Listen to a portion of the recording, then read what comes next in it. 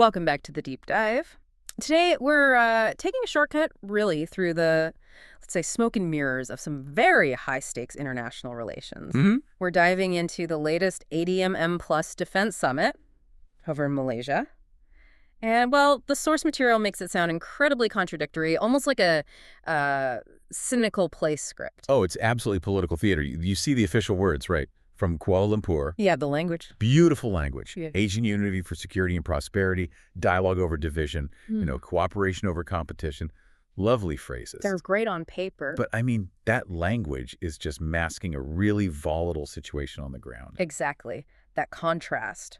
It's huge between the statements and what's actually happening in the Indo-Pacific. It is. So you have these defense leaders, they're sitting there, they're smiling, talking peace. But our notes, they suggest this meeting is, well, mostly just a performance they have to do. That's really the core idea we need to get across. You've got the world's major military leaders in one room, but at the same time, their armies, their navies, they're out there playing what some analysts we read called a deadly game of chicken. Right across the region. Waterways, airspace, everywhere. Okay, so our mission today then is, let's just skip the official speeches, the press releases. Right. We need to figure out what these leaders really meant. And we do that by looking at the raw geopolitical stuff happening around the summit. That's the only way. Because that's the real story, isn't it, behind this incredibly tense diplomatic meeting. And tense is, putting it mildly.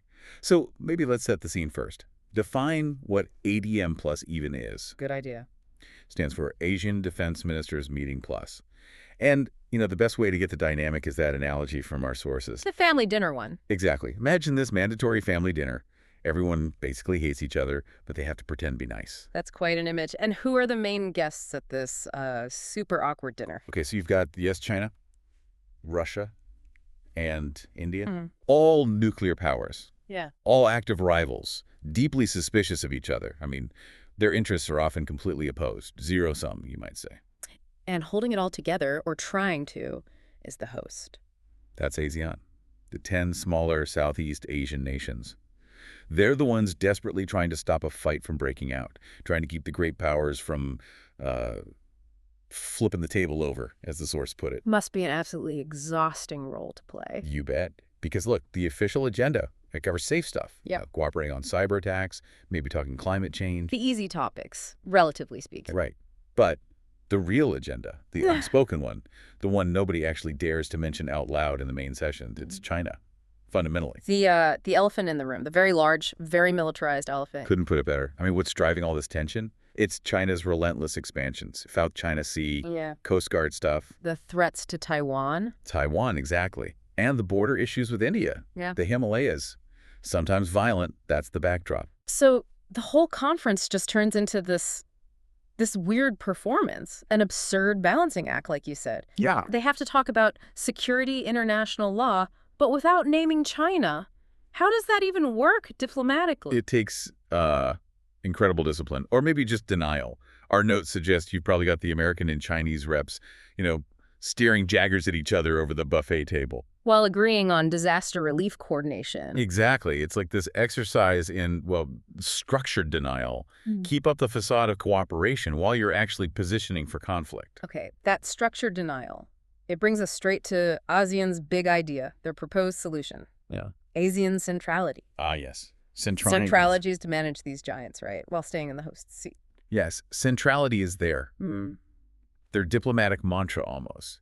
The strategy is basically, if ASEAN makes itself so central, so indispensable as the place for dialogue. The only place everyone actually shows up. Right. Then the great powers just can't afford to ignore or sideline ASEAN. And it's like, we host the party, so we set the rules. Yeah. And the number one rule, which the Malaysian minister really pushed, was this summit is not a stage for strategic rivalry. Basically, the diplomatic version of no fighting in the house. It sounds good, doesn't it? Principled. Commendable, even. Right. But here's where the analysis we looked at gets really critical. While it's noble, this idea, this belief that just keeping people talking is enough to stop conflict, the analysts call it dangerously naive. Dangerously naive. Why dangerous? How can talking be dangerous? Is it because it, creates a false sense of security? That's part of it. Dialogue is good, but it doesn't actually change the underlying power dynamics, does it? No, I guess not. ASEAN Centrality. Well, it doesn't really have teeth. No enforcement mechanism. Can't magically reduce China's huge economic influence over some Southeast Asian countries. Or counter the security demands from the U.S. side. Exactly. If a country needs big infrastructure money, where do they often look? Beijing. If they need hard security guarantees, usually Washington. The power balance isn't really with the host, you see. So if one of the big players decides, okay, our core interest matters more than this talking shop, then the whole platform is incredibly vulnerable. It could just collapse. ASEAN is kind of like standing on the railway tracks, yelling at the train to stop, but they don't actually have control of the signals. that's a worrying picture, an idealistic strategy up against some very cynical, very real military power plays. Which leads us right into that key tension, right? The dialogue inside the room versus the actions outside. Yes. While ASEAN is pleading for cooperation, the sources are clear. The great powers are, quote, reloading. Let's get into those examples. What does reloading look like in practice? Well, the contrast is pretty stark. You've Yeah. got ministers inside praising the U.S. for, promoting peace and stability. Meanwhile, the U.S. Navy is out there conducting phone-ups, freedom of navigation operations. Phone op peas. The analysis called it the military way of flipping Beijing the bird, which is blunt, but Let's unpack that a bit. Why is sailing a warship through those specific waters such a big deal? Legally, strategically. right. It's not just sailing around. It's a deliberate legal challenge. When the U.S. does a phone op, they're intentionally sailing through waters, usually in the South China Sea, that China claims as its own. Waters that, under international law like UNCLOS, are considered international waters or belong to other countries. Precisely. So the U.S. is physically demonstrating we operate by the internationally recognized rules, and your claims here, China, are excessive. They violate those rules. It's a military action reinforcing a legal argument. So the polite talk inside is directly contradicted by the hard-edged military message outside. And it's not just the U.S. sending signals. Look at India. Rajnath Singh is there. Why? Not just for the photo ops, presumably. Definitely not. He's there explicitly to build partnerships. Partnerships aimed squarely at countering China's growing footprint, especially in the Indian Ocean. So every handshake, every little side meeting, it's really about lining up allies, maybe arms deals. It's alliance building disguised as polite chat. Absolutely. India needs friends active in the South China Sea. Those countries need India's strategic weight. It's like this massive, complex calculation of risk and reward happening beneath the surface. And meanwhile, everyone's nodding along to international law. While Russia uses the platform to blame the West for everything. And China is, as the source says, busy redefining what international law even means with its actions, like building islands and militarizing them. Yeah. It makes you realize the official speeches, those beautiful words we started with, they're almost just background noise. The real action is this three-dimensional chess game being played out through military moves and strategic partnerships. Which brings up that big question, doesn't it? If the really important stuff, South Tennessee, Taiwan, the core rivalries, isn't actually being solved, maybe not even directly discussed, then why bother? Why hold this incredibly awkward, tense meeting year after year? And the source gives a pretty clear, maybe cynical answer. It's the political payoff. It's a performance for the world. It's all about projecting an image. And it serves different needs for different players, right? That projection game. Break that down for us. Okay, first, China. They show up, participate, and they get to look like a, quote, responsible global player.